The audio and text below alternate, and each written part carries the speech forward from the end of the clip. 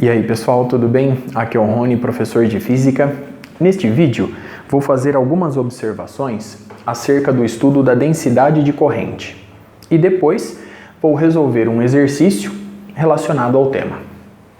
No vídeo anterior, vimos que a densidade de corrente, representada pelo vetor J, para um fluxo tridimensional de cargas elétricas que atravessam certa área ds em um intervalo de tempo dt, é dada pela expressão J vetor é igual a ρ vezes o vetor V. ρ representa a densidade volumétrica de carga móvel e V representa a velocidade de tais cargas elétricas. Aqui é importante destacar que essa expressão foi obtida a partir da definição ilustrada acima e que a partir dessa definição nós podemos obter essa igualdade ilustrada aqui abaixo. Vamos entender como isso ocorre.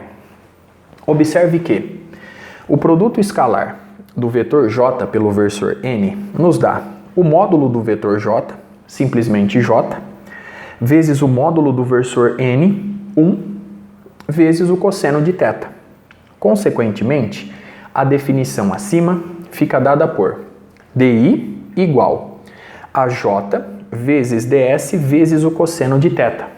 Consequentemente, J é igual a DI sobre ds cosseno de θ.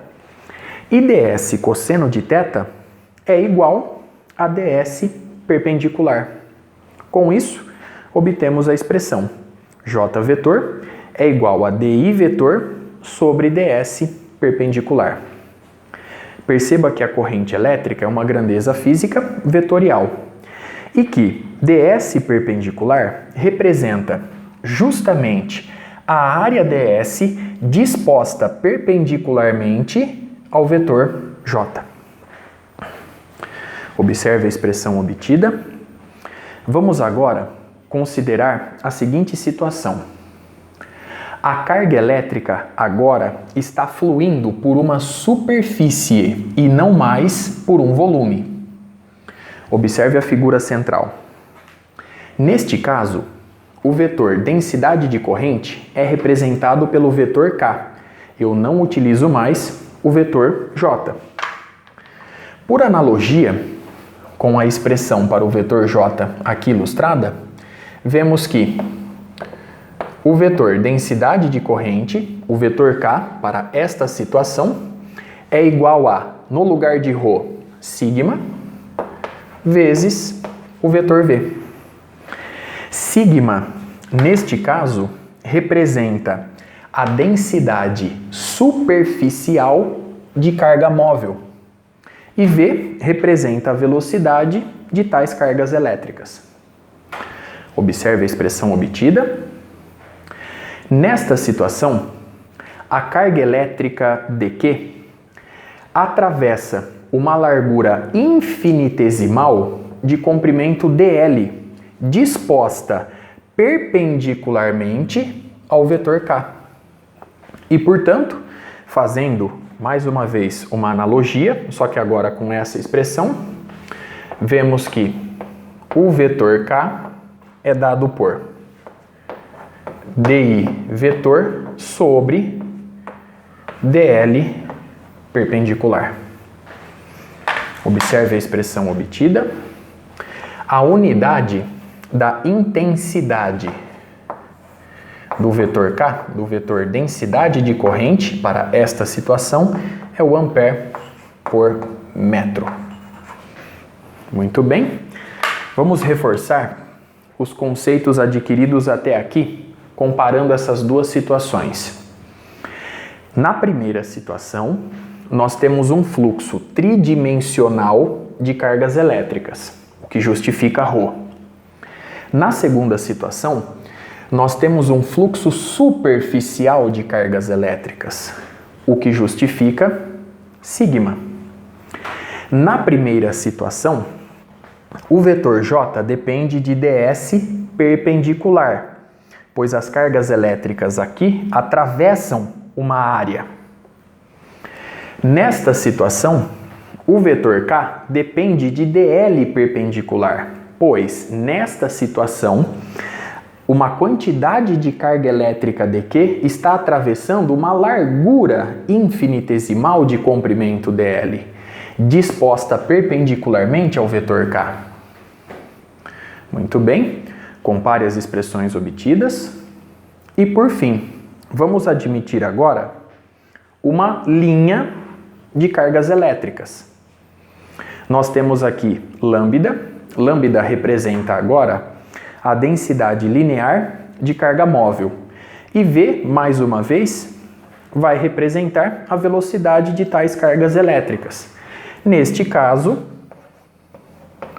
o vetor I é dado por lambda vezes o vetor V.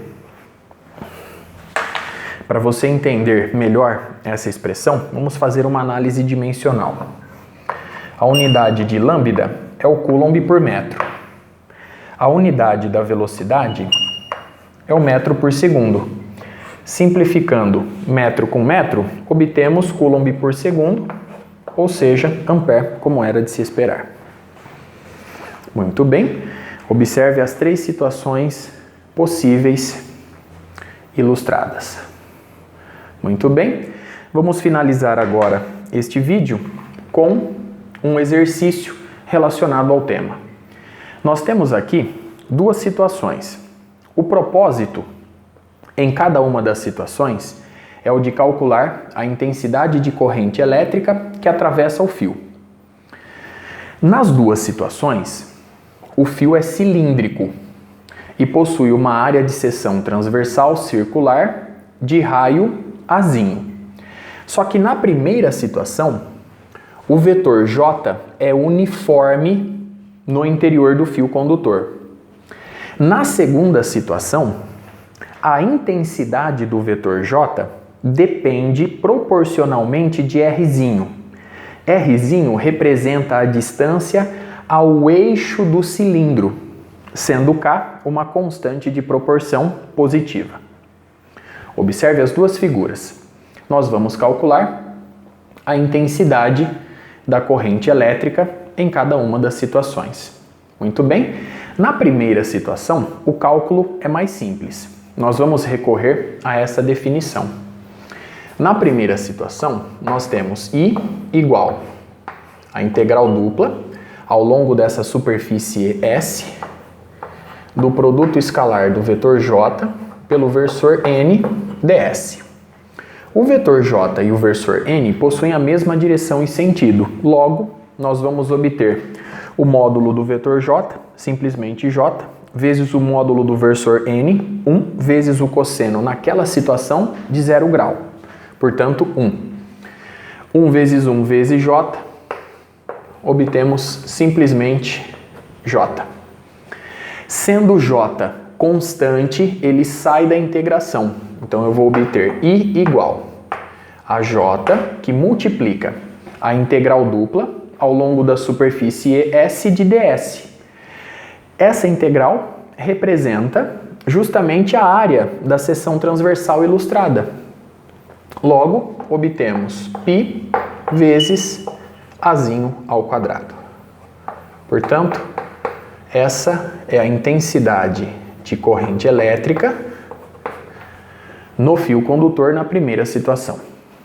Vamos agora para a segunda. Nela, como eu disse anteriormente, a intensidade do vetor J depende proporcionalmente de Rzinho. Rzinho representa a distância de um ponto ao eixo do cilindro aqui ilustrado. Para efetuar esse cálculo, nós vamos utilizar coordenadas polares. Aqui eu ilustro um elemento infinitesimal de área ds, utilizando coordenadas polares. Aqui nós temos o retângulo polar, já estudado por nós no início da playlist. Aqui nós temos a distância Rzinho em relação ao centro da nossa área de seção transversal. Aqui nós temos um acréscimo drzinho e o ângulo central θ. Observe a figura. Então aqui nós temos o elemento infinitesimal de área ds, o nosso retângulo polar. Bom, vamos recorrer à expressão acima. I é igual a integral dupla ao longo da superfície S do produto escalar do vetor J pelo vetor N ds. Mais uma vez, o produto escalar do vetor J pelo vetor N vai nos dar simplesmente J, a intensidade do vetor densidade de corrente. E com isso, ficamos mais uma vez com J vezes ds.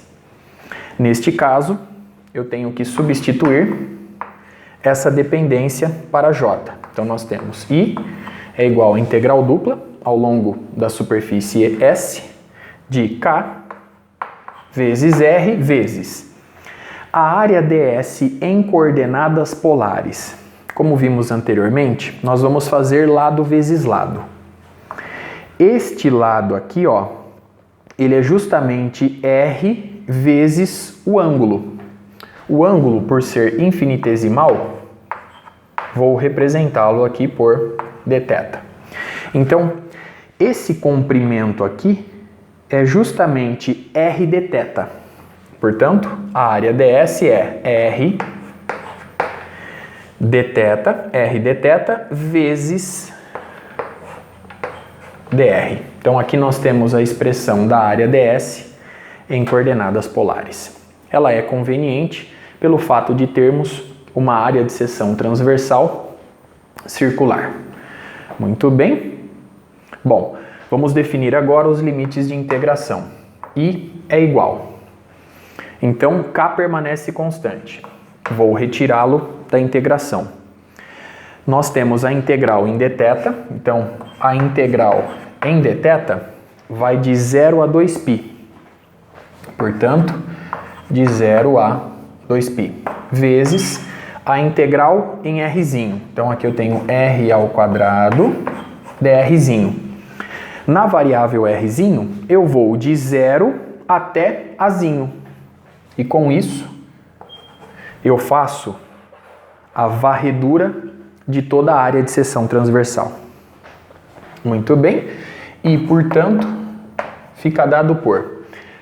Essa integral vai nos dar justamente 2π. Então, eu tenho K vezes 2π. Lembre-se do teorema fundamental do cálculo. Vamos recordar. A integral de dθ é simplesmente θ. De 0 a 2π vai nos dar 2π menos 0, portanto 2π. Aqui nós temos a integral de r ao quadrado em relação a rzinho. Isso nos dá, pela regra do expoente, r ao cubo sobre 3, de 0 até azinho.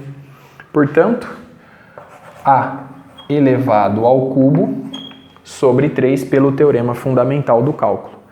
Portanto, a intensidade de corrente elétrica aqui, ela é K que multiplica 2π A ao cubo sobre 3 em ampere, obviamente. Observe os dois resultados obtidos. Vamos deixar o resultado final com o devido destaque. Muito bem. Com isso, eu encerro este vídeo. Até a próxima.